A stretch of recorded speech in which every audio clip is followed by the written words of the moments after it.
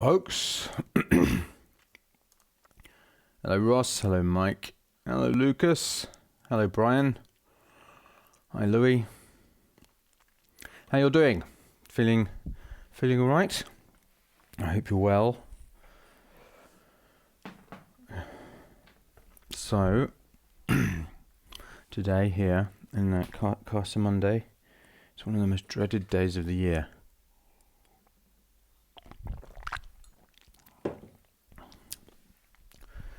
Because it's that day when children eat chocolate. And I can tell you, it's not a pretty sight. I mean, we do limit it quite a lot, I think, for them. But it's really not a very pretty sight when you have 4 little boys. Hello, Robert. Hello, Rich. Maurice. Christoph. I hope you are all well. And, maintaining your sanity in these crazy times. Hello, Mikhail. Hi, Bart. Hi, Morteza. And hello, Gerald. How are you, Gerald? Hi, Jake. Happy Easter. Yeah, I gave up sugar. When did I give up sugar? In I don't know. It was before my birthday, which is in November, so it was probably October or something. So I won't be having any sugar today, and which is good. But my children, I always felt a bit weird about that. I gave up sugar, but I didn't. My children didn't. Is that makes that there's some kind of thinking error going on there? But yeah. So I won't be eating any sugar, but my children will. So probably what I will be doing is, I won't be drinking alcohol either. I was about to say turn to the drink, but I won't be doing that either because I gave that up in January. So and I do actually have to say on that note that I was just saying to my wife yesterday, I'm so glad that I gave up alcohol before this crisis, because I don't think it would have helped me personally very much. It would have been a lot more difficult to cope with. But anyway, less about that and more about all of this. I'm just making sure all of these load up. And let's get some splurge on. So. Oh, fantastic. So, Gerald had a good day. Spent the day in the sun in the garden with the cat, which is wonderful. I love cats. We don't have a cat. We've got a dog. But I've realised I've never had a dog before this one. And I've realised, I mean, she's great and everything. She's a groodle called Biscuit. But I am definitely a cat person. Sorry about that, dog people. How long did it take to get used to no sugar?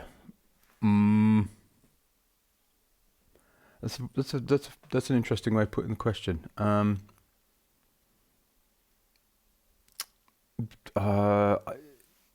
Yeah, I mean, I don't really think about it. I mean, I don't think I ever will get used to it in a way. I mean, I suppose I will, but it's more. I sort of more think about it in terms of physical symptoms and psychological symptoms. Maybe is the wrong word. Physical experiences and psychological experiences. So on the psychological experiences side, and there is a part of me that will never get used to it, because when you look at both sugar and alcohol are kind of so embedded in our society as ways in which we celebrate things.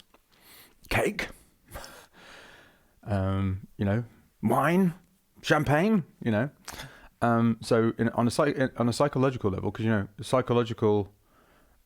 you're constantly having social experiences with, you were until the quarantine happened, but constantly having social experiences with new people, which means you're constantly having another social experience. So in that another experience of not having it. So in that sense, you kind of never get used to it. But the physical kind of experience of craving it, not long at all for both. I mean, it's a very small amount of time. So if you can get past that, you're sort of over the hump, and you're really over the hump. And I mean, with the good news about psychological things is that you can do lots of things to change how you view what you're doing. There's lots and lots of different ways that you can do that. There's almost unlimited ways you can do it. So one of the ways that I have overcome these things or given up these things more easily is by not avoiding the places in which they are done. It's like, I'm not going to go to that birthday party because there's going to be cake. My wife said to me, you're not just going to have a bit of cake for it. It was one of my, this was really this was a psychological, and she wasn't being mean at all, but she was just asking, are you not going to have a bit of cake just for, I can't remember whose birthday. It was one of the children's birthdays. And I was like, no, I'm not, because it'll just, it's going to, I'll carry on eating sugar. I used to eat quite a lot of sugar. And also similarly in terms of alcohol, not going for drinks. Having said that, in the first 3 months of the year, I didn't go for drinks, but that wasn't because I gave up alcohol. It was just because I was really, really busy.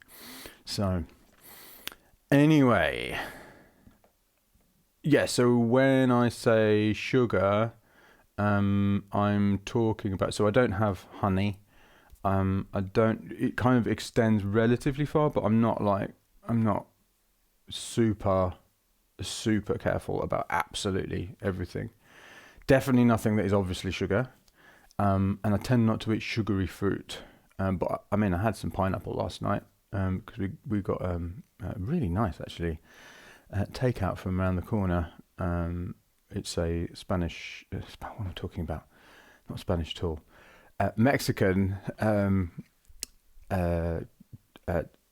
tacos. So and they delivered these kind of taco kits, and there was this kind of really nice pineapple, what do they call it, salsa.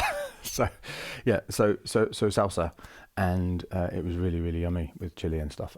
So I'm not like mega about that, but no chocolate, no sweets, nothing like that.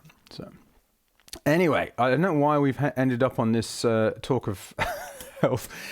As you may well have noticed, I am not an expert in physical health, so don't do anything that I do ever on that score. So what I've noticed here, so we're doing the preset splurge again. What I've done is I've actually selected a different plugin. Here, I've selected Arcade because what I thought might be good is for those people who use samples more than noises. Now Arcade is basically a sample library. It's a very, very well designed sample library, but that's basically what it is. So I thought I would use that just to show you what it's like for using samples. So I'm going to use that. And what I noticed in Lion as well is that it has both a load random preset and a randomized preset one. Now I think I'm going to do the load random preset because that's more in line with the splurge rules of the preset splurge. But that randomized preset function is great too. So let's. That's all right, Rich. We can talk about anything here, can't we, folks? So Morteza. Following my yesterday problem. Regards focusing on quality, I should mention during 6 months I was able to make 2 albums in ambient classical music, not being released yet. Really like splurging. Well, there you go. Fantastic. There is an element of if it ain't broke, don't fix it here. So if we were able to release 2 albums, then you're doing great. so huzzah! Well done. The interesting thing is though that people often look at their heroes, for instance, and they look at what they can do.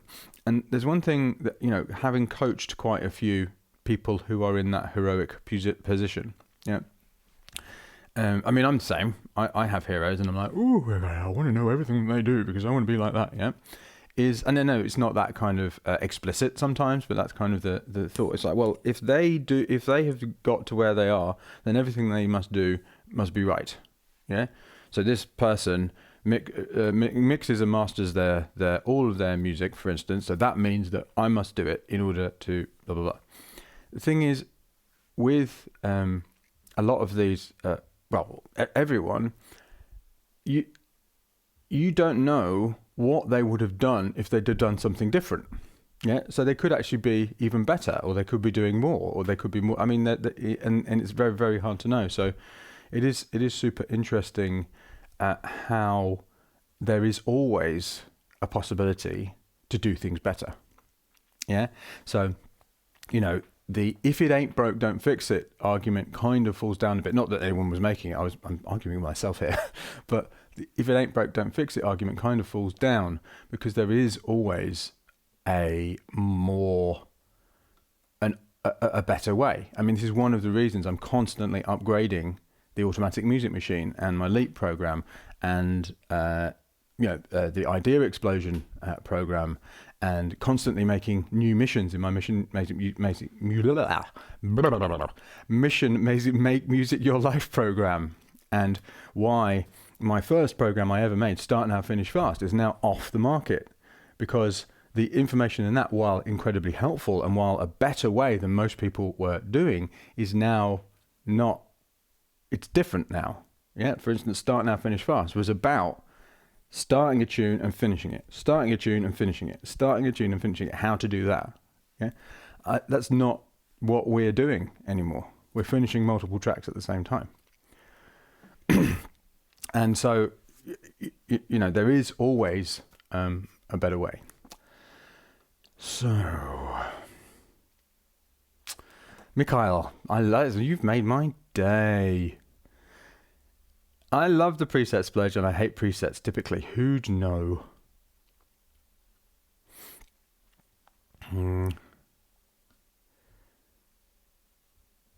Yes, someone else mentioning about fruit. One fruit that I prefer, the type of fruit that I prefer above all others, is berries. Because not universally, but they tend to be lower in sugar and higher in nutrients. So there we go.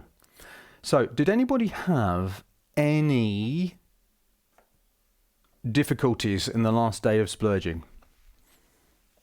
Oh, and also, for the people who I set them a challenge of how many splurges they did yesterday, who hit that challenge? So anyway, I'm going to get on with this while you are answering. Oh yeah, that's right. I need to randomize the preset, not randomize the preset or user.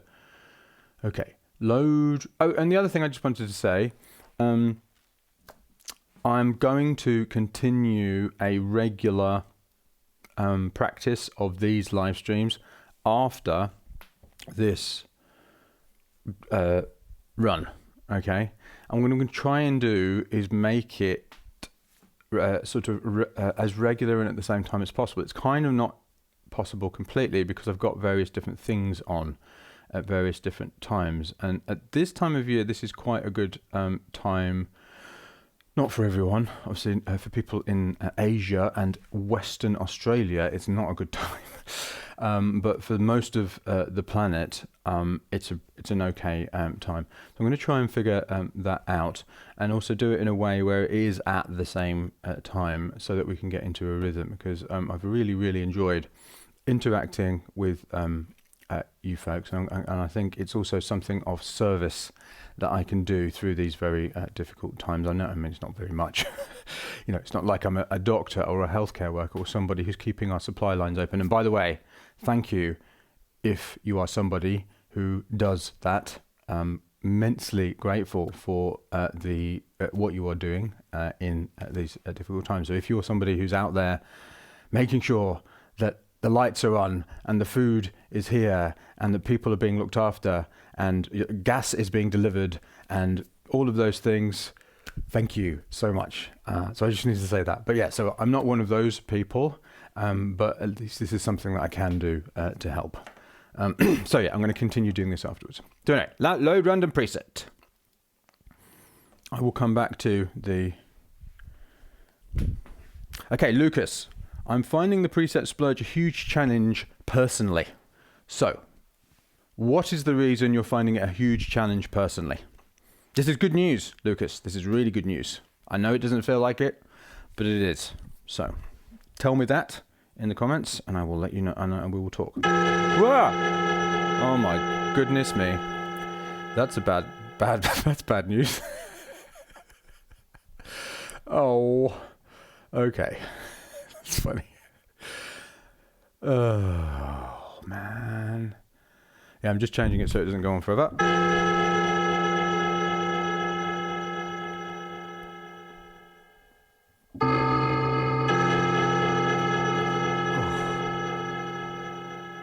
That's a really horrible sound. Oh my goodness. Right. I was about to swear then, and I said goodness instead. So yeah, when I say goodness, I'm swearing, okay? It's what happens when you have little boys, little kids. Well, just for me anyway. All right.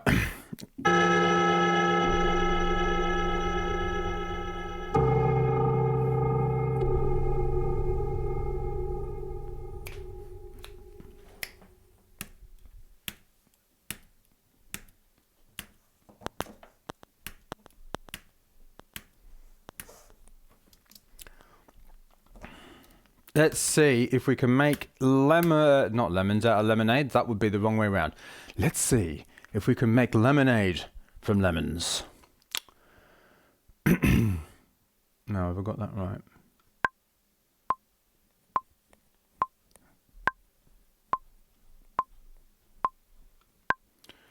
Yeah, so, you know, it's interesting that Michaela's going, no, it's brilliant.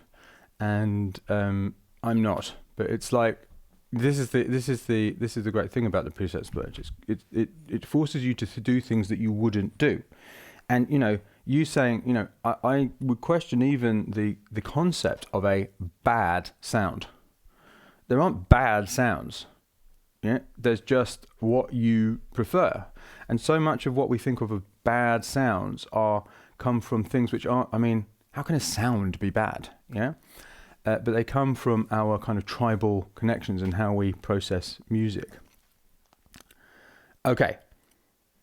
Lucas is saying, and I am going to come back to my music, but I just want to address Lucas's difficulty before I do anything else. Okay. I can't help but feel like I'm making something horrible that I'll never use. And after a few of those, it does get to me. So, what's the problem with making something horrible that you'll never use? Lucas.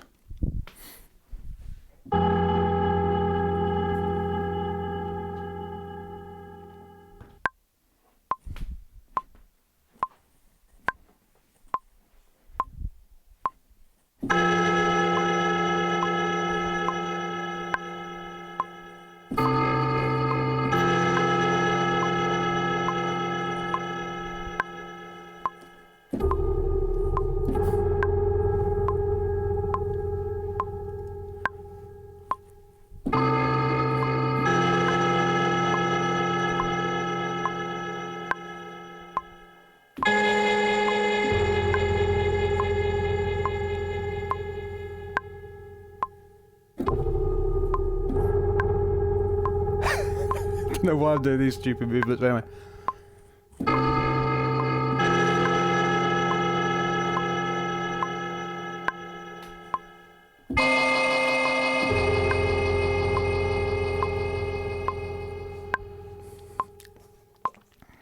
Yes, of course. Sugar-free lemonade.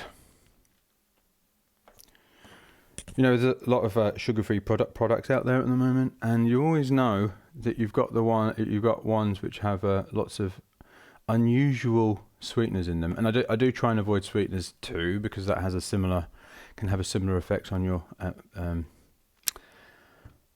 don't think it's your blood sugar level, but it's something to do with your response. Anyway, so. You always know you've got one which has all kinds of weird sweeteners in it, because it says, do not feed to pets, this will kill them. That's one of them. And also, don't eat too much of this, because you'll end up sitting on the toilet for a very long time. So you're like, okay, I think maybe I'll give that one a miss and just kind of get used to not having such, sort of reduce my sweet tooth. So, okay. Here we go. Now we're getting to it with Lucas. I guess it makes me feel like a poor musician. It highlights my insecurities as an artist. All right, brilliant.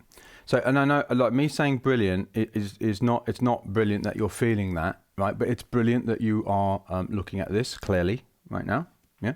Because the first step, and one of my mentors said this, in fact, I said this just yesterday, so if you've already heard me say this, I apologise.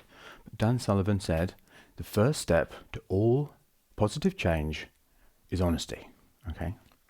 So, because it's interesting, the two words you've used to describe your, what you say, the things that you would like to improve. Yeah? You said a poor musician, a bad musician, yeah, and insecurities as an artist. Okay, so Lucas, tell me, how does anybody get better at anything? Right in the, it's not comments, is it? It's chat. So yeah, how does anybody get better at anything? All right, so we've got this frightening thing going on here. I think the defam is the next thing I'm gonna do. Twisty, twisty, twisty, twisty, twisty, twisty, twisty, twisty. Let's see what happens. Oh, I'm going to do that. That's probably going to be horrible, but never mind. Right, now with the defam, just to because there aren't any presets, and because it's, it's a purely analog, the way that we overcome that with the preset splurge is just randomly twisting things, okay? And because of that, basically I have to, sometimes if you twisted things so that it, all of the knobs, so it doesn't make a sound at all, you have to kind of change it in some way. Yeah. So let's see what has happened. Hopefully this is still working.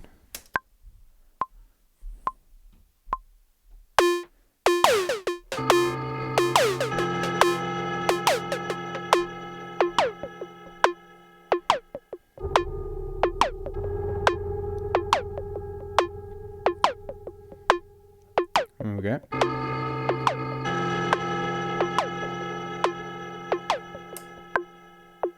Hang on.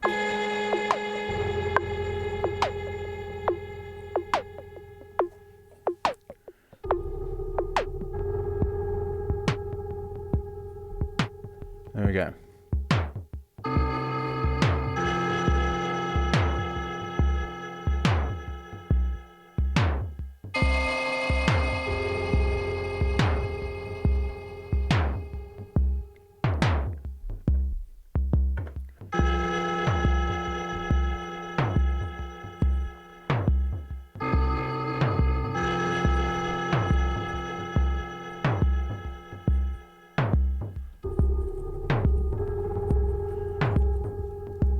So Lucas says, practice until the cows come home. Right. So let's just think about this. How do you know, Lucas, what you need to practice? What is telling you what you need to practice? So, big green tick. How you become better at anything is practice. Yes? So how do you know what you need to practice? Let's go. Let's turn it all the way down there. And let's give this a...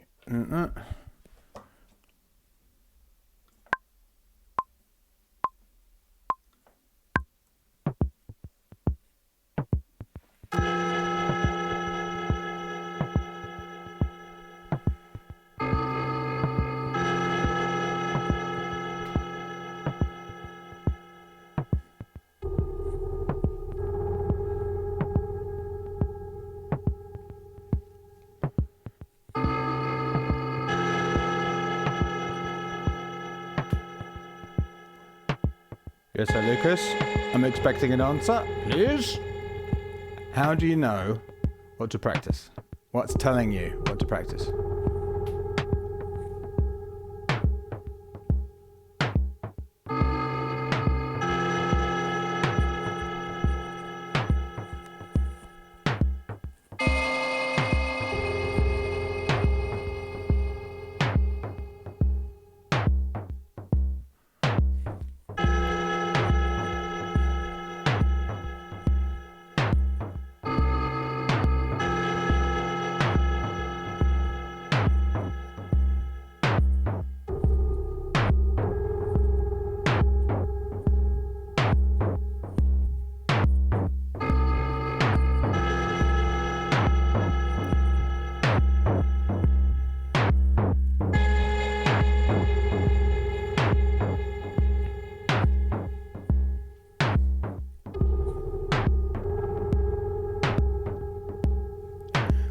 Practice what I want to improve on. How do you know what you want to improve on?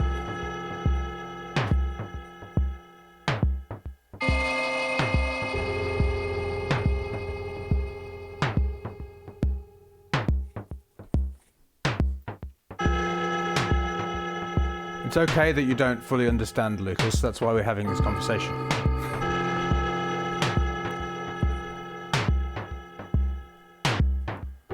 How do you know what to improve?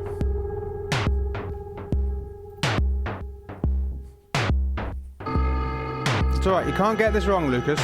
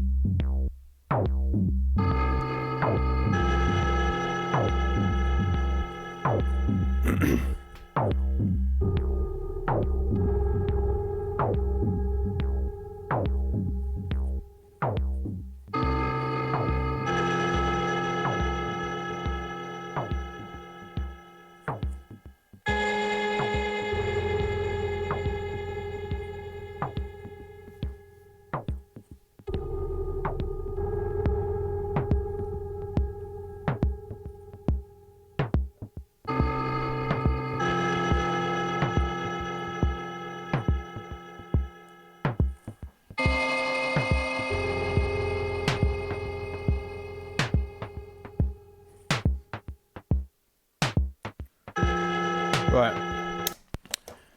So, Lucas says,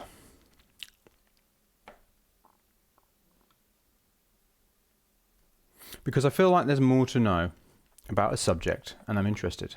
Okay, here we go, are getting to it now.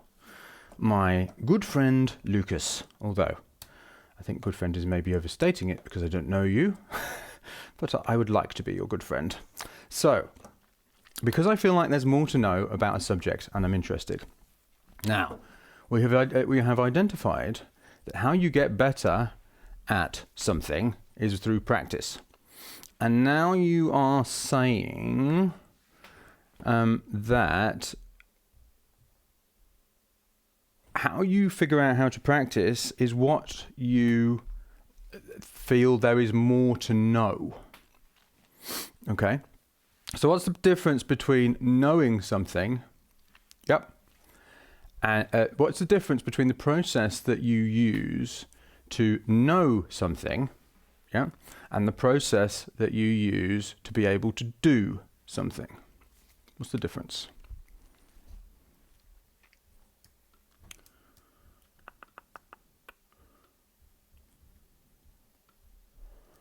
Anybody can answer this question, actually. I think that would probably work.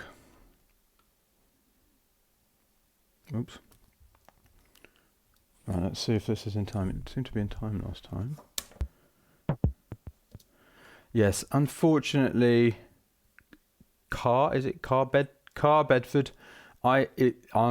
Unfortunately, it is impossible for me to make the sessions work for everybody in the world. I've tried, and I don't have that ability to bend time. So all I can do really is make it good for as many people as possible. You'll be glad to know and unfortunately most of the people who I help are either in the UK, in the US, in Europe, in Canada, and there's a few in Australia as well, of course. But even then many of them are on the east coast of Australia. So I apologise for that. But you're glad to know that days 9 and 10 are I'm going to be doing these at 2 p.m. Sydney time. Okay.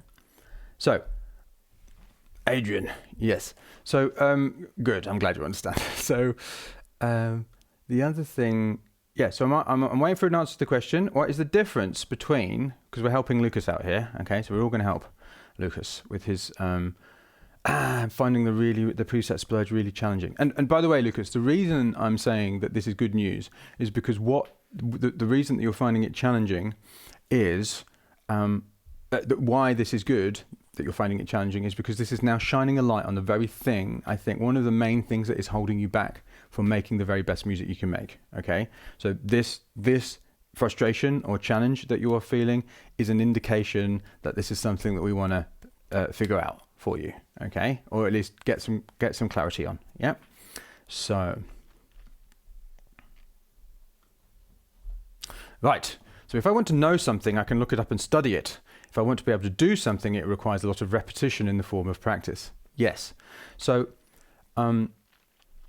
curiosity is a great thing to follow. I follow it all the time in terms of of gaining new knowledge. Yeah. But there are different kinds of knowledge. Too many people, because I think there's.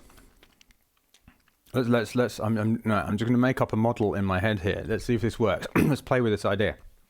Okay. So there's information.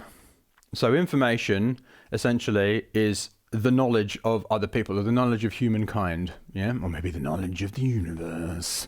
Yeah. So there's information. Yeah. And then by consuming that information, that becomes knowledge in our heads.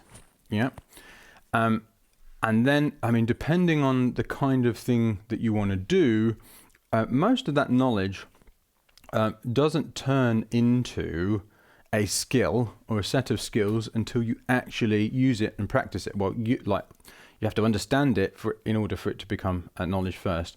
Then you have to start using it, and then you have to start using it, and know that you're using it correctly, if you like.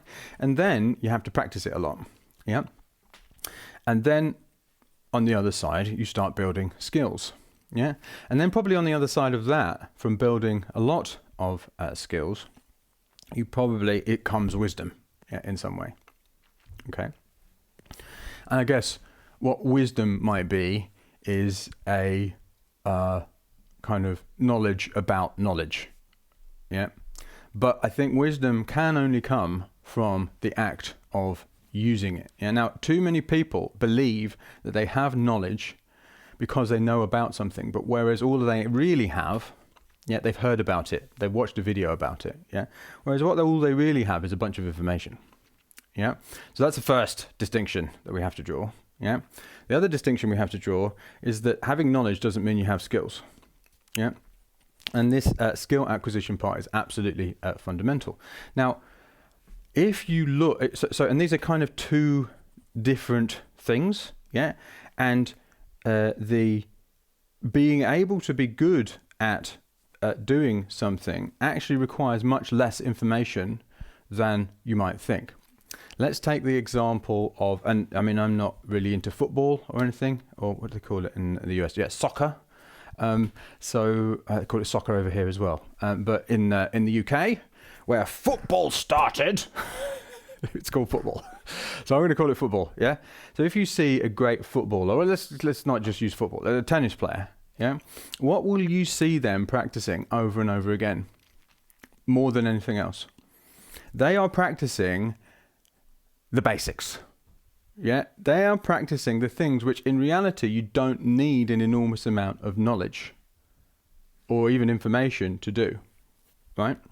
And that's for this reason I'm talking about, is that actually the greatest tend to prefer practice.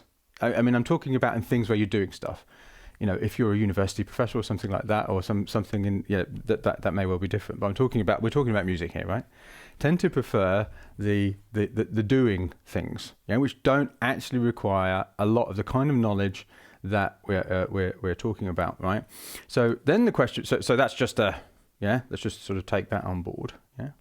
So in terms of skill acquisition and getting really, really good at making music, how do you know, I'm going to ask the question again, how do you know what to practice? Like, how do you know where you need to improve? Anybody? I'm going to turn this down a bit more because it's a bit harsh. How do you work out what you need to do next in terms of practice?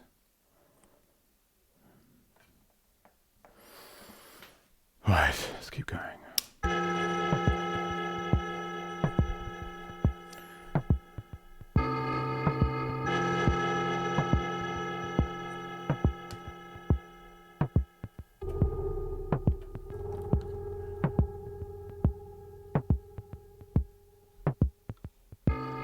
Yeah, so that's getting into it more, Taser. We want to face our garbage music, yeah, because it reveals our weaknesses in music production. So, how you know, I'll get to you in a second, childhood. How you know what to practice, yeah, is by listening to where you're not very good, yeah, by hearing where you're not very good, yeah. So if I was to say, I mean, you know, let's say you were a drummer, yeah, and I was to like put you in an amazing studio, yeah, and record, you know, with an amazing engineer, yeah, who got all the mic placement right, and then did multiple different takes, yeah, and then they recorded you, and then they put it through all of their stuff. That person, you know, that producer, that mix engineer, could make you sound probably pretty good, yeah, even if you weren't that good. Whereas if I asked you, can you go and play my son's toy drum kit, yeah, you would be able to tell much more. Like, let's just compare the recording, yeah, of this produced piece of music, this produced drum beat, yeah, as compared to that person sitting down and playing the kid's drum kit. You would be able to tell instantly if that person was a great drummer from how they played that terrible kid's drum kit, yeah. Whereas it would be much harder to tell if they were a great drummer from that recording that had been all like, yeah. So in a sense, what using all the best this and all the best that and all the best the other, and I'm not saying using all the best this, that and the other is something that we never want to do, but think about it. It is actually covering up where you need to improve, isn't it? In a sense, you're using it as a crutch. Yeah, because you're not looking at who you are. I mean, it came through in the, you know, my insecurities as a poor musician. It makes me feel like a poor musician. If I feel like if you feel like a poor musician or bad musician, yeah, then what's the solution to that? To practice. So you can choose whether feeling like a poor musician motivates you, yeah, to practice, or demotivate you. And I think the problem here, Lucas, is that you're over-focused on the result. Because really, all the result is it's like another a chance to get feedback, which tells you what to practice. Yeah. So I'm not saying make terrible music, because then you'll like just don't try. Yeah. Just throughout. Yeah. What I am saying is that you want to focus your mind much more on the process, and I think it sounds to me like you're a guitar player. With guitar, for example, I would practice for hours because I love playing the instrument and I want to learn everything about it. Well, yeah. So how can you take what you know about learning the guitar and apply it to what you're doing in the studio? Because it sounds to me like you're using what I call a production mindset, which is an over focus on the result. Yeah. Use the approach you use for the guitar for what you're making here. And this is one of the reasons that we're using the preset splurge, because it's kind of forcing this as well. It's not just discovery, it's also forcing you to see where you could do with improvement. So for instance, in this part here, probably because I was messing about by dancing around and kind of being all like, yeah, actually I'm not going to use that excuse. But here, there we go. You hit the nail on the head with me being over focused on the result. Yeah. So how you view a result. I mean, so like Lucas, you're obviously a guitar player. Yeah. How many guitar practice sessions do you record? Probably not so many. I mean, it'd probably be a good thing to do actually. But anyway, but you'd end up probably having to listen to hours and hours worth of you playing the guitar, right? So how to think about practice in the context of making music, because and it's an easy mistake to make because they're two different things. Yeah, is that we think that a production session is a practice session. Yeah, but I've thought about this a lot. I mean, I really have kind of gone deep into this, and I'm both a practicing musician and a producing musician. I'm not saying that production is bad. I love producing music. Yeah, but if you want to bring a practice mindset into your music, into your producing of music, your making of music, then what you will view a practice session as is a finished tune. That doesn't mean release ready. It just means finished in some way. So it's a piece of music that you can listen to. Yeah. And depending on what you want to practice, kind of depends on how far you take it. Okay. But something that, you can listen to that kind of has a whole, it's a full piece of music. I mean, at this stage, the splurge, we're just focusing on the idea generation part. Yeah. So Bart, why would he use a guitar VST when he's got a guitar? Anyway, so we're just focused on the idea generation part. So that's what we are practicing, which is showing us various things we need to improve. So as I said, my rhythm was off here quite badly. So that is obviously something that I need to practice, which is what I am doing.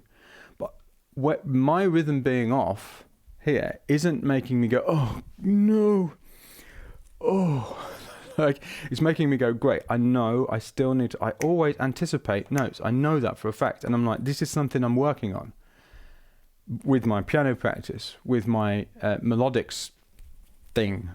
Yeah. It's and I can see it improving day by day. Yeah. And it's like it's really clearly displayed to me with a noise like this that is like literally setting my teeth on edge every time I hear it. I keep on turning it down and it just doesn't go quiet enough. So, right. Anyway,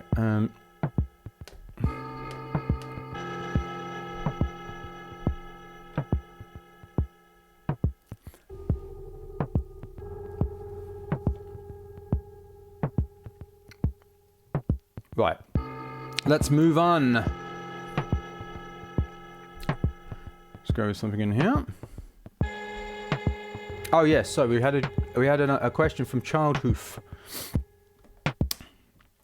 I can splurge, no problem. It's the next step I stumble on, mostly fleshing out the structure. On the splurges I've deemed worthy. How does one push past this roadblock? First of all, don't push past it. Don't think of it like that. You don't need to. So obviously this is beyond the bounds of the idea explosion stuff, because that's simply about... Oh, right. So the idea... So they saw me randomly selecting a preset. So it's beyond the bounds of pushing past the idea of this program, because obviously we just focused on idea generation. But essentially, and I spoke about this, I think it was 2 or 3 days ago, essentially, what you need to know from the splurge is there a thing? Yeah. What is the thing, if there is? Yeah. And also, what you need to discover is what the payoff moment is. Yeah. So in a splurge, really, all you're looking for is something that could be a thing. So what I mean by thing is the thing that people want to come back when it goes away. Yeah. So if you have one of those, yeah, then, I mean, it's really hard for me to kind of fully go into this in the space of like a 5 minute or 2 minute talk. Yeah. But if you have one of those, yeah, then the question becomes, no worries, Lucas. Yeah. So then the question becomes, what I'm going to do with this thing. Yeah. So I'll show you my automatic music machine again.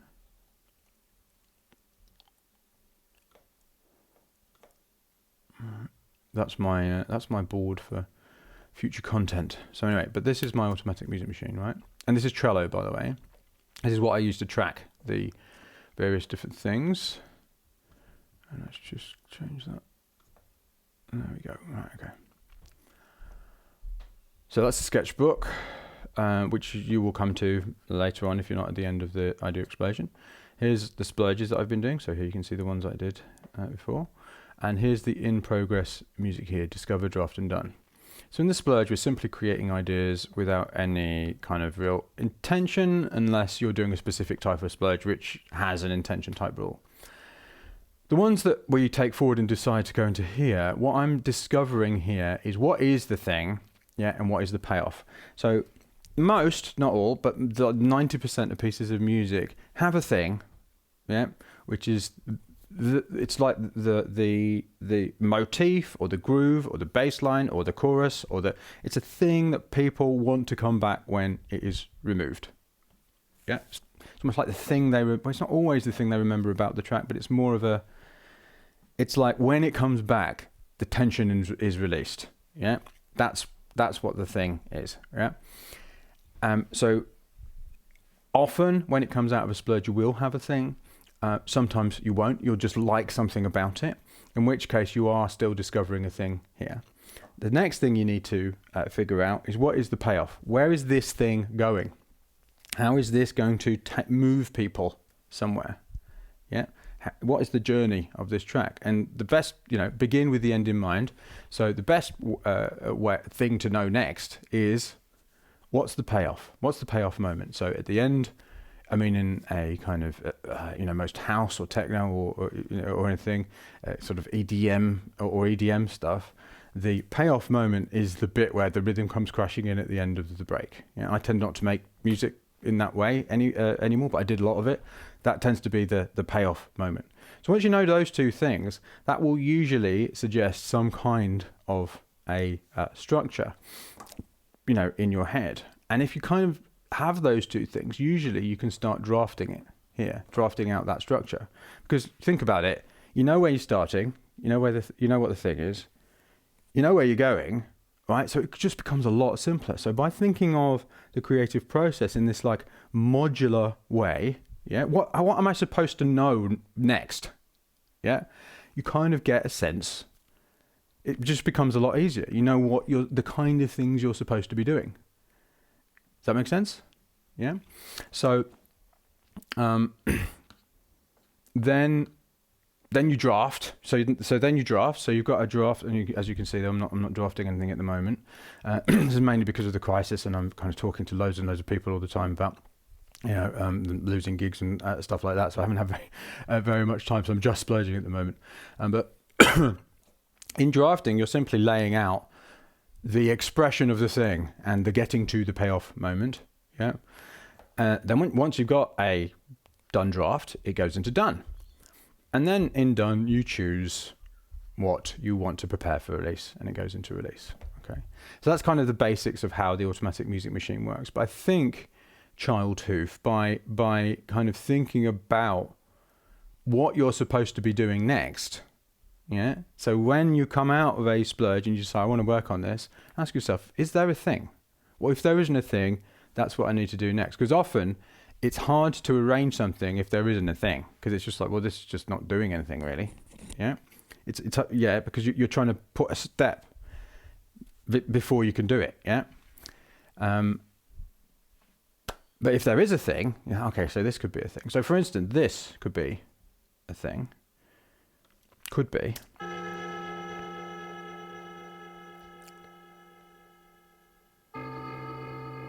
Yeah. It probably won't be because obviously what you want the thing to be is something that you want it to be, right? But I will, for the rest of this splurge, I will kind of go a little bit more into finding a thing. Yeah. Don't do this in a splurge usually, but I will do it just to explain what I mean by thing. Yeah. I'll see if I can anyway. And then, so yeah, you listen. Has this got a thing? Well, if it hasn't got a thing and you still want to work on it, well, then that is basically the purpose of the next session. Yeah, is to make something, to make a thing, to make to find a thing. Yeah, if it does have a thing, if it has a clear thing like a really great groove or something like that, or a fantastic motif or something, well then what you are looking to do is actually figure out where this is going. Yeah, first begin with the end in mind. All right, so what's the payoff moment going to be? And usually what the payoff moment is two sections. It's the bit before the payoff moment and the payoff moment. The bit before the payoff moment is an increase in tension usually. Yeah, and the payoff moment itself is where that tension is released. So by thinking like that, hopefully it will help. So what am I doing now? Yeah, so we've got this part that I randomly selected.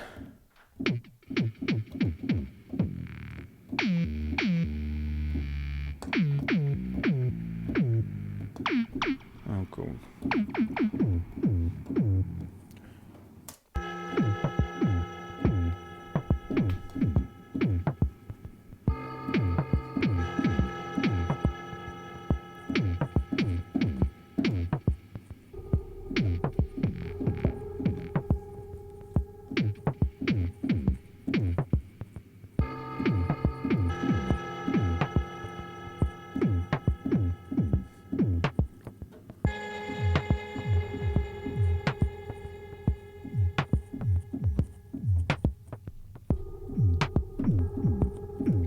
Okay. So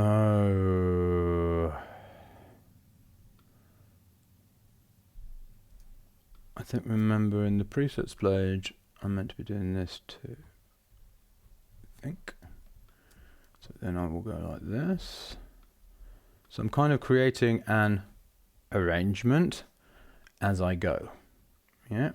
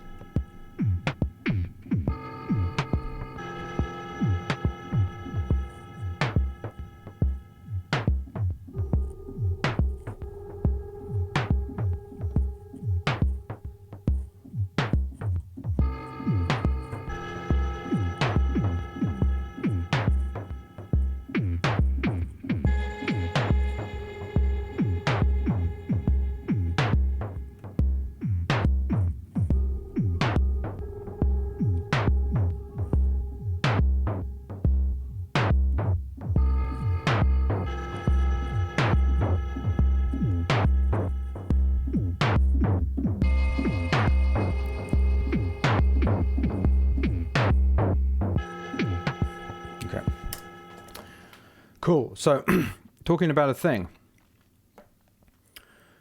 So what I've done here, and again, if you're new to splurging, don't think about this too much when you're splurging. Yeah, but I've been splurging a long time now, so I'm kind of like my mental resources, my conscious mental resources are not being used so much for the act of splurging. So I'm able to think about this stuff a bit more. I've practiced it enough, yeah? So, oh, that was a weird number of bars, wasn't it? It doesn't matter. Actually, it might be okay. So, here you can hear a little motif,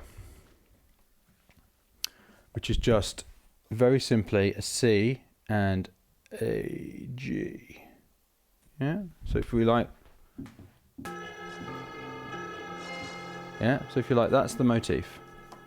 Yeah, so what I've done here is I've echoed it, but just faster.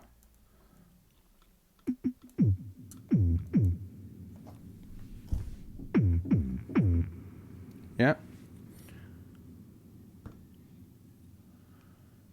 So one thing I am going to do, because it's bugging the absolute beep out of me, is I'm going to turn off the ridiculous effect on this thing.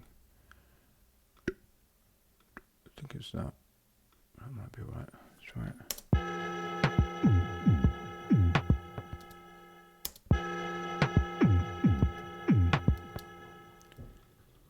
I'm going to move that forward.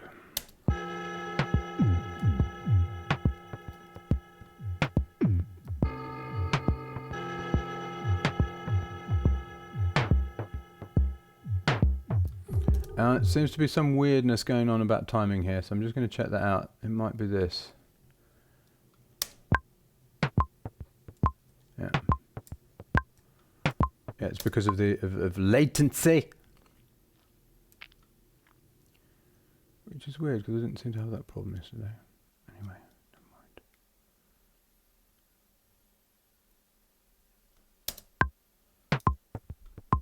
Yeah, it's better.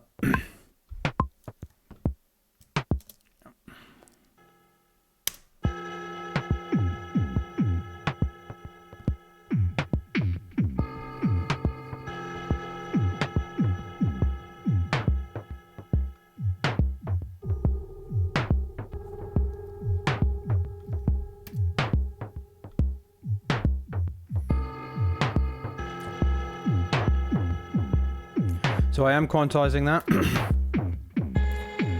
because I can tell it's going to really, really twist my melons if I don't.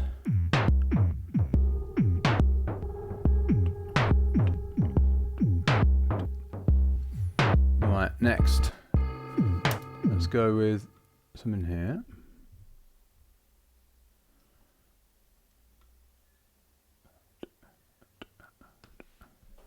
Right. Okay, so does anyone else have any difficulties with splurging? Anyone else have any challenges? I see Laurie did 9 splurges. Brilliant. So Laurie, opposite problem. If you're still there, opposite problem. What did what was it that allowed you to do? I mean, was that more splurges than the last time? And what was it allowed you to do? What made the difference to do so many more? Might be able to help Lucas out here.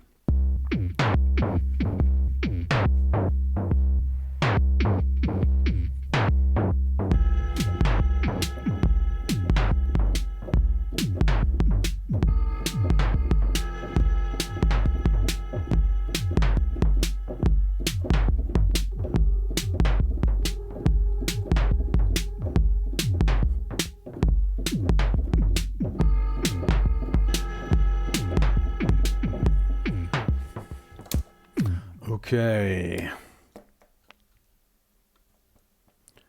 Bit of a interesting groove thing going on here.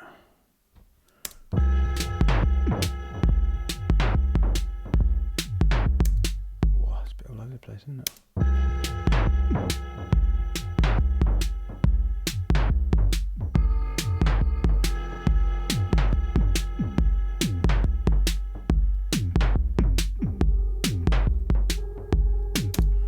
Okay.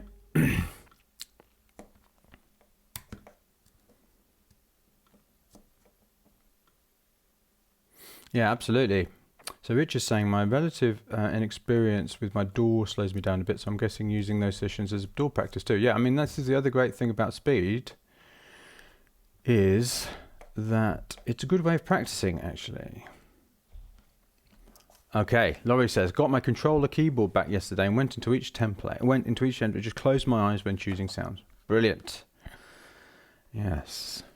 You know, the thing about speed is, right, so I was taught, so I started the piano at the age of 7, and I was taught to start slow and gradually build up to get fast. Yeah. Now, there is a benefit to practicing slow. Yeah, so you do practice slow on occasions, for instance in piano practice, and I don't think this is kind of so relevant for doors, yeah? But what I've learned since is actually, if I practice smaller parts of the, so if I lower the bar in terms of what I'm actually practicing, so instead of practicing both hands slower all the time, if I practice one hand, yeah, really, really fast as I can possibly go, and a really small section, yeah, I actually build a skill much quicker. Yeah, so you know, with making music, we're focused simply on I've lowered the bar in a number of different ways. We're only focused on idea generation. The ideas don't need to be good. I mean, you can hear this. I'm personally not enjoying this at the moment. Yeah, I'm still moving forward with it. Yeah, so we're lowering the bar in a number of ways. In other words, I am. It's the same in a way as hands separately practice. Yeah, which will be allowing you to go faster, which will be in many ways, it's not what you do all the time, but in many ways a much more effective way of practicing things like using a door. Yeah. So there we go. That's what I have to say about that.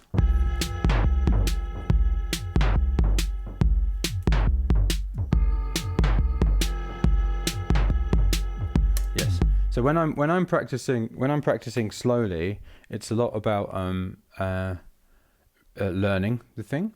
It's about and it's also about, so whenever I've done a fast session with one hand on a particular play, you know, sometimes it can just be like 5 notes. Yeah. Then I always play it slowly afterwards, because one of the things about fast practice, particularly with things like that, is that you can build up some bad habits. Yeah. But the other great thing in piano practice is practicing staccato, which I do a lot of, particularly both hands in that case. Right, now I'm just going to go randomly here with just anything. Let's just go with this one. Right. Again, randomly chosen. Right, Laurie says, work through each splurge as fast as possible, 5 to 20 minutes on each. Brilliant. Yeah, I mean, a way of looking at splurging, it's not the only thing it is that it is it's like a practice drill, if you like. Wow, that CPU is going nuts, isn't it? Mm-hmm.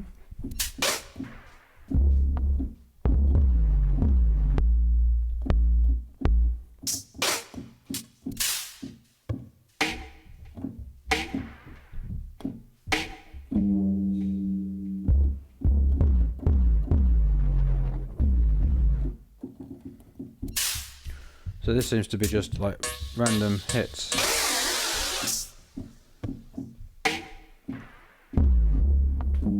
Let's just see what happens.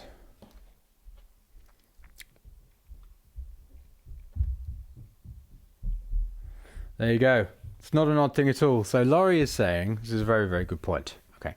I had more time previous today, but only got max 4 splurges.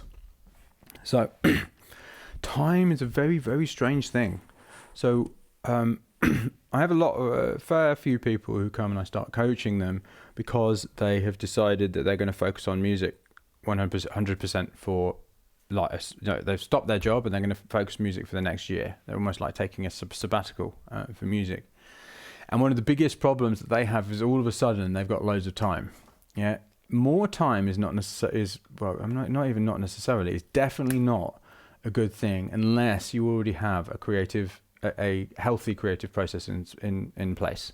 Yeah, more time is actually very, very dangerous. I always go, oh right, okay.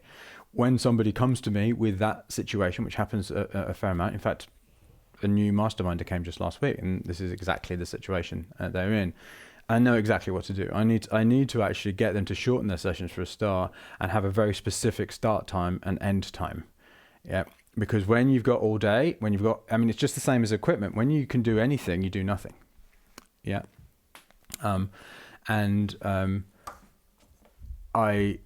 So that's not surprising at all, Laurie. Yeah, when you have more time, you do actually tend to get less done if you're not careful. Yeah. Okay, Ross is saying setting my band was definitely good practice. I'd previously only been using one box, which is no bad thing in itself, but getting too much into learning the newest thing. Learning. Yeah, think about the difference between learning and a skill. They are different. Yeah, we are so generally obsessed, and the music production industrial complex gets us obsessed with more information about more stuff.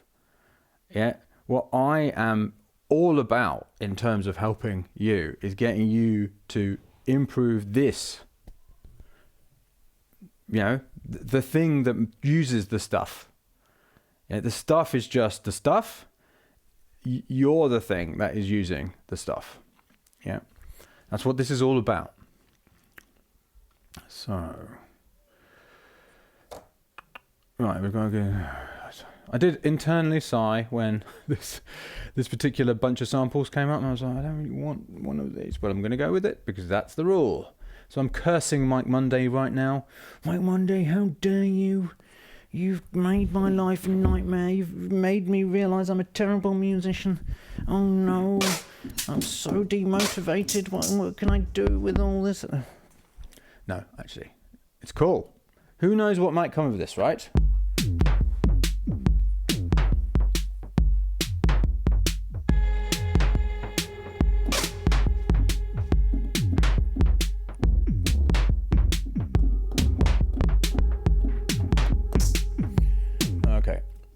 Let's just do something very basic.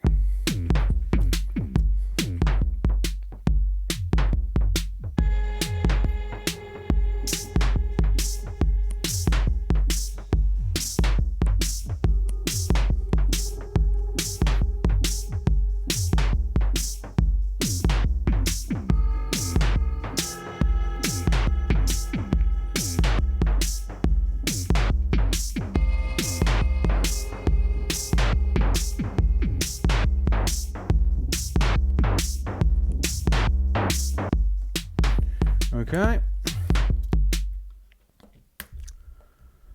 Again, there's something. So, just for anybody, so the interplay between these two things isn't working right now. Yeah. So here's the thing about mistakes or things not working. Yeah. So the interplay between these two parts, right, isn't working. But I'll just tell you what I'm got in my head is that there is something interesting there that I can play around with in terms of the groove. At the moment, it's a bit like that, but thatness has something interesting there, but I just haven't sorted it out, and I'm not going to sort it out. But I'm leaving it not quite working because I know there's something there that wants work. Yeah, if I choose to take it forward. Does that make sense?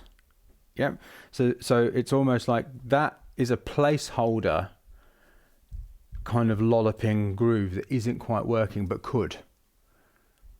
I hope that makes sense. It's how I'm looking at this splurging process. I'm not fixing that thing that isn't working because there's something there, and I don't want to do that right now because I might not need to, because I might not decide to take this forward. Yeah. It's brilliant. I've got Rich says, I've named your whining alter ego character Mike Monday. Oh, I'm a terrible person. Oh, God, I can't make music. Oh, I just want to give up. Oh, that guy. Yes. I've got that guy too, by the way. I'm not taking the Michael, as they say, taking the Mickey out of you. I'm taking the Mickey out of myself, because I have that little voice in my head too, as well. So Mortaser is asking, is there a VST replication of the Moog DFAM or something that has a similar sound?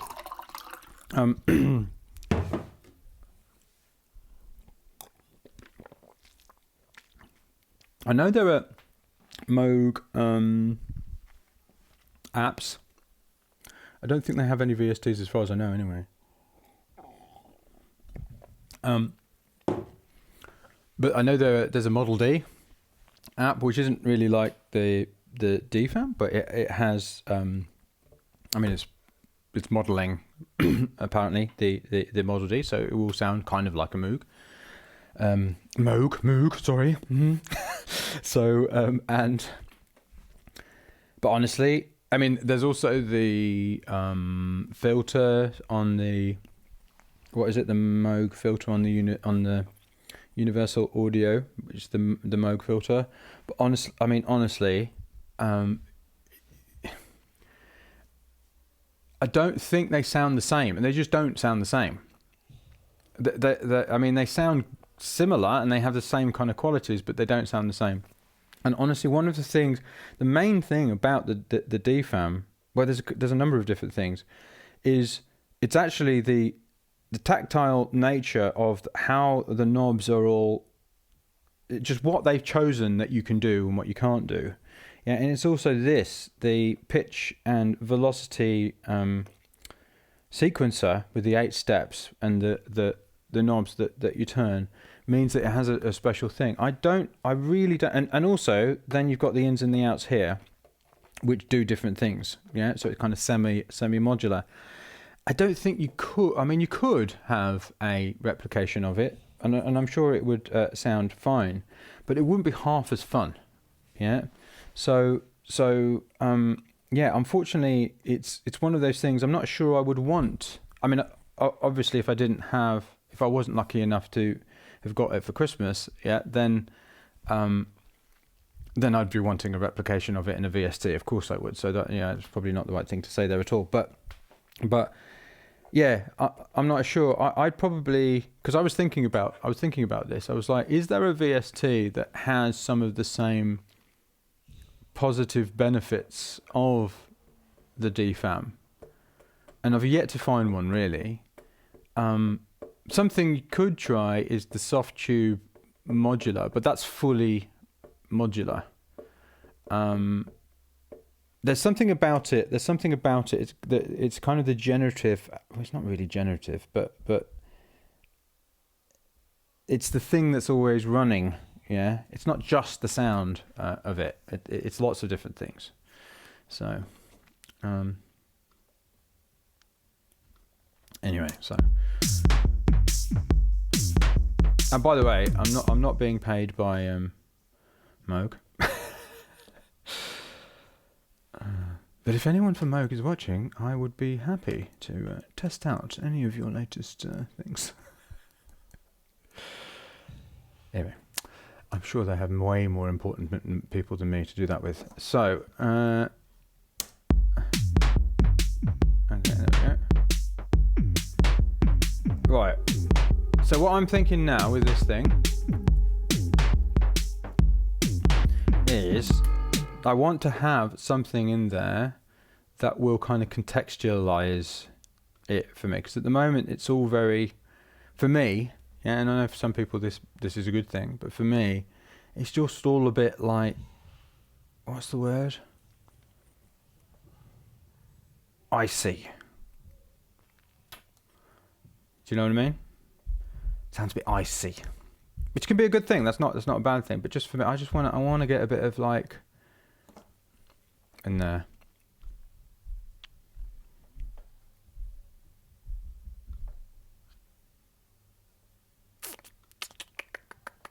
So I'm gonna do the old pad thing again.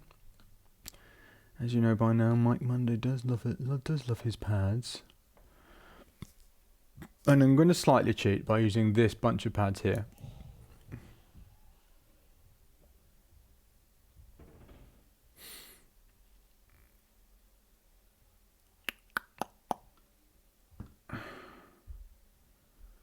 Yeah, so I agree. Yeah, Mikhail is saying that is the push, live, and a sub-modular in a running sequence.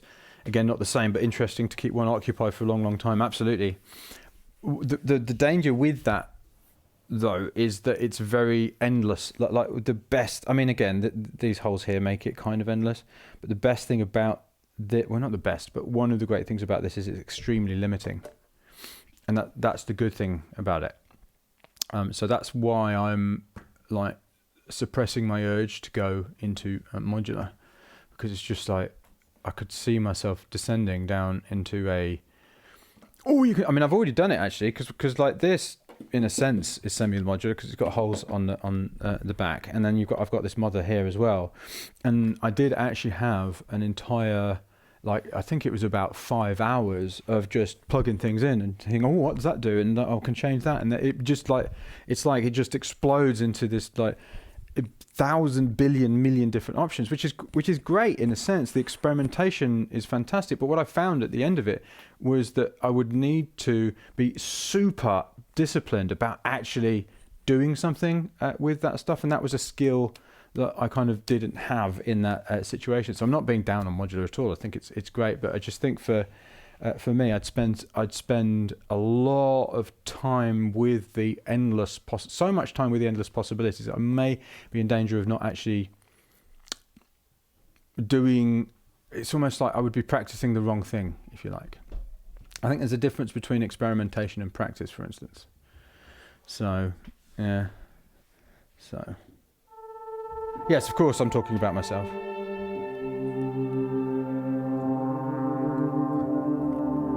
I think, one of the questions to ask yourself at any point is how much music am I actually making? How much music have I completed? So.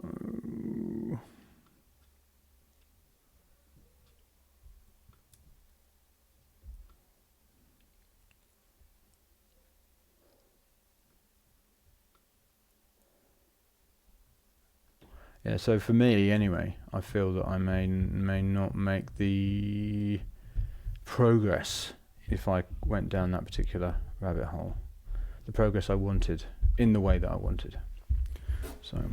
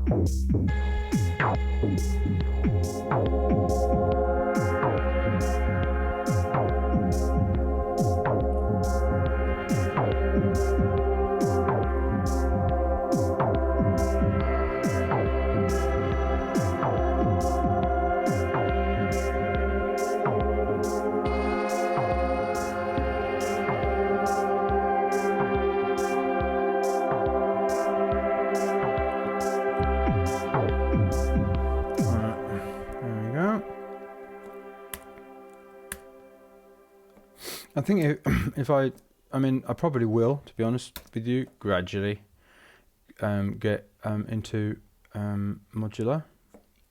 I mean, I'm not, but because this is all semi-modular, but kind of getting there. But in my one afternoon of plugging things in, I realised that the approach I would take is a very step-by-step approach, which is by adding like something at a time and doing it in a kind of very when I say intentional way, right? So what do I need, what do I want to do next, and kind of adding that into the setup, and then making a load of music with that, and then doing it again. And I just want to make sure that this doesn't, it's fine, okay. So yes,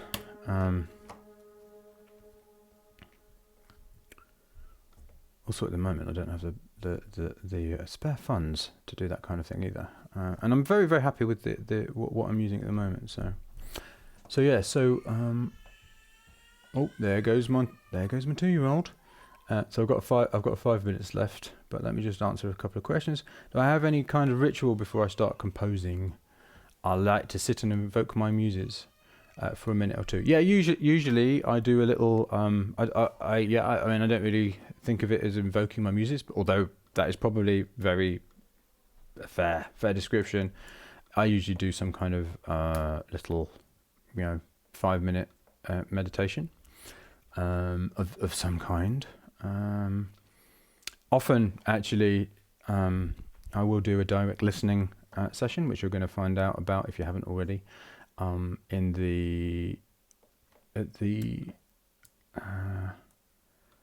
day 11, which is how you're going to listen to your splurges.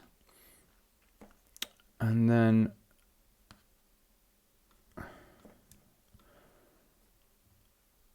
which is kind of a little bit like that too.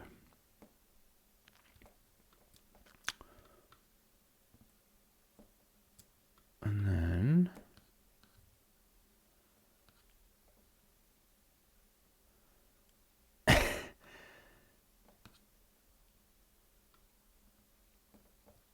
great. So Scott's asking, I switched to hardware from Omnisphere. I like the sound better, but I'm unable to save presets. So I end up having to fix MIDI notes I play before the patch is gone, slowing me down. So the question I would have is what the either or. First of all, is the either or you've created for yourself there, which is I have rejected Omnisphere and gone to hardware because I prefer the sound. So the first question is, well, I've got hardware and I've got Omnisphere. In certain cases, Omnisphere is going to be better to use. In other cases, hardware is going to be better to use. Hardware isn't better, it's just different. Yeah, so that's the first thing. Because one of the things that you can do, and I'm not saying necessarily that you have to use a combined setup, but just question that, because I wonder sometimes about people who go, it's almost like a philosophical objection to a certain tool. It doesn't make sense to me. I understand what you mean about the sound. They do sound different. There's no doubt about it. But arguably, you could use, for instance, you could use something like Omnisphere as a way of quickly making ideas, and then go to the hardware to change whatever sounds you needed to. But there are things that something like Omnisphere does that hardware just can't, which may be a bad thing, may be a good thing. But let's just say that you're not going to do anything with what I just said, and you want to continue with the hardware, which is absolutely fine. I'm not saying that you must do anything. And by the way, while I'm doing this, what I'm doing is visually arranging, which is the other step, I think, in the preset splurge. Yeah. So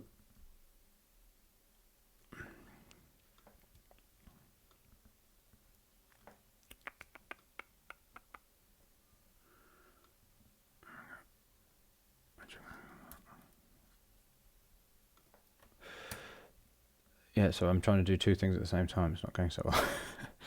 So there we go. All right, I'm going to leave it at that. Okay, so in relation to your specific problem, yeah. So first step, question the either or that you've got going on in your head, and also question that whole "it sounds better in every situation." Depends. Yeah.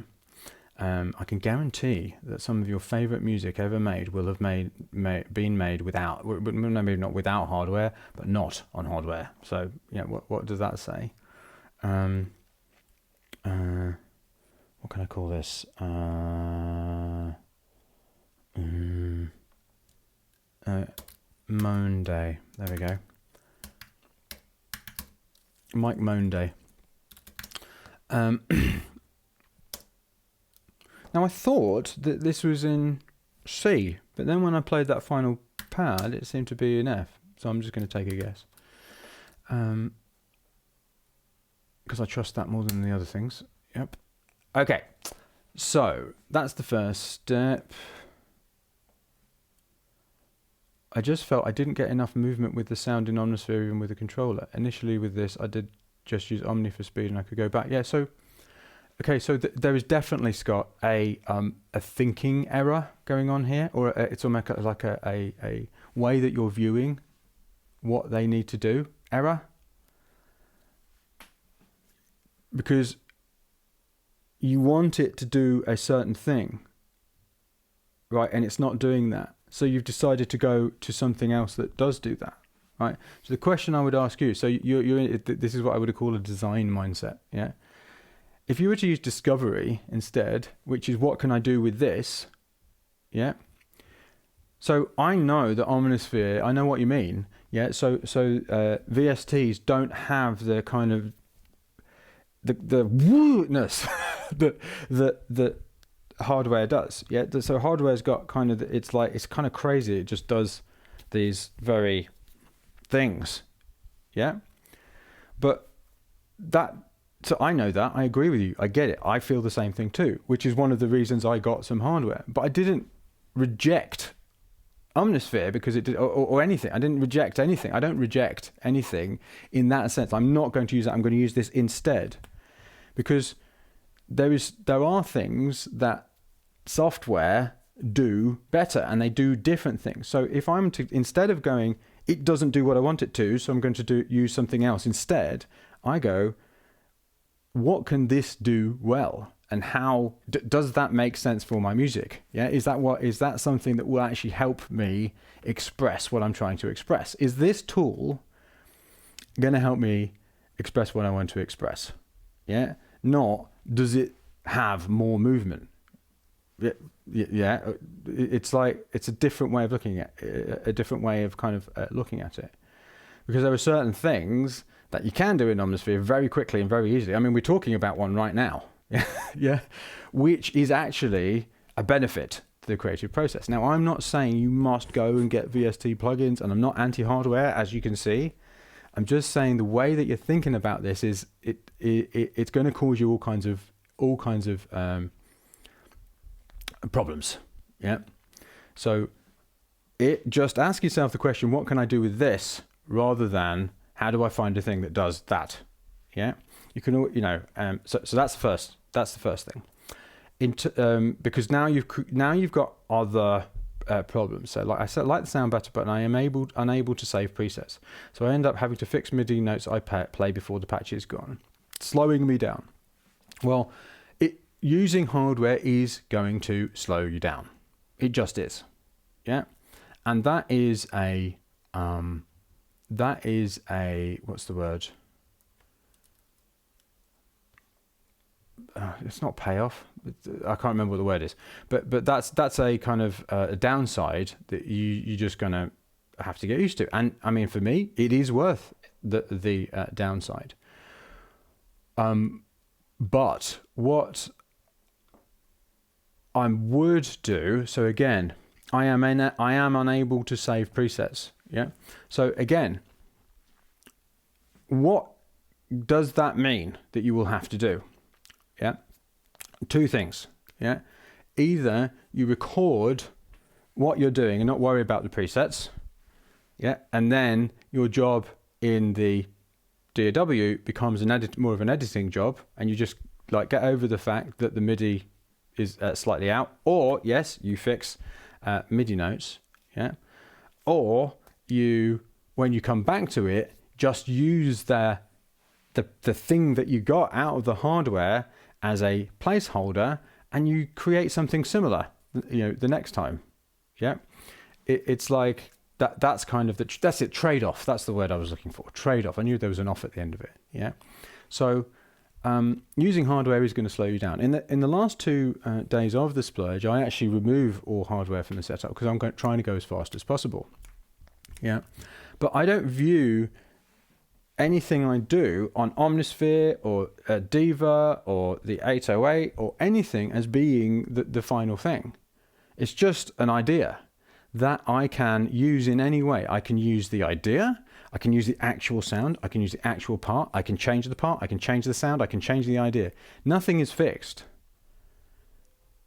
Right? And it's like, I think there's a kind of perspective that you're trying to get the thing right now that is holding you back. I mean, it's the same is also true in the way that you've kind of rejected one thing in favor of the other because it doesn't do the specific thing.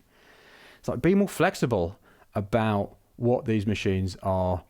At the end of the day, they're just tools. Yeah, this isn't better than Omnisphere. It's different. This isn't better than that. This isn't better than Diva. That none of them are better than anything else. They're just different. Yeah, and it's on us. We're the things that are better or worse. Yeah. And so when you kind of take that approach, I mean, I don't worry about. One of the most freeing things I've found about this is that there aren't presets and that you can't save them, because it forces this lightness of touch, this kind of relaxed attitude to what you're kind of viewing as a fixed thing. Oh, I must get it back and it must be exactly the same sound, and if I don't, I'm going to lose everything. And it's like, why? What's coming out of that is another idea. What's coming out of that is a direction. What's coming out of that is you having practiced. What's coming out, it's like, don't view it so much as anything as a fixed thing. Yeah, if you can't get the same sound back, maybe you can make a better sound, or maybe you can make something else. It doesn't matter. So, yeah, I'm not sure if I exactly answered your question, but the questions you're asking are leading me to think that you've got certain ways that you're looking at the process that are gonna, that are probably holding you back. It's more of a kind of perceptual thing than anything else. Yeah. So, what am I doing? I thought I bounced it. Oh no, I need to save it, don't I? Yeah. Okay. Another question. Yeah, the other thing I do, although funnily enough, I mean, is I take a photo of my things, but I've never ever used those photos, not once. It's like, I just don't need to.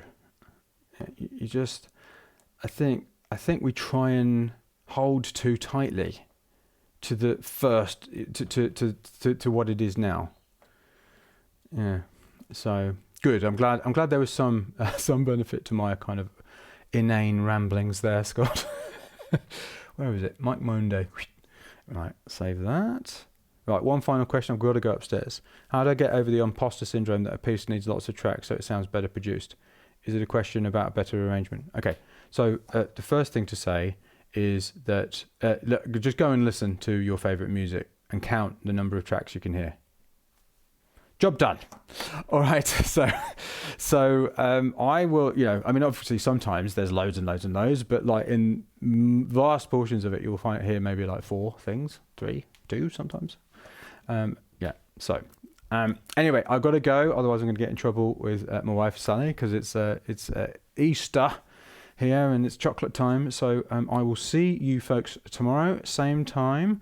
And happy splurging. Be flexible. Have fun. Nothing has to be the final thing. Just let it all hang out. It will be so much easier, so much better. You'll have way more fun. You'll make way more progress. I will see you tomorrow. Happy splurging and onwards and upwards.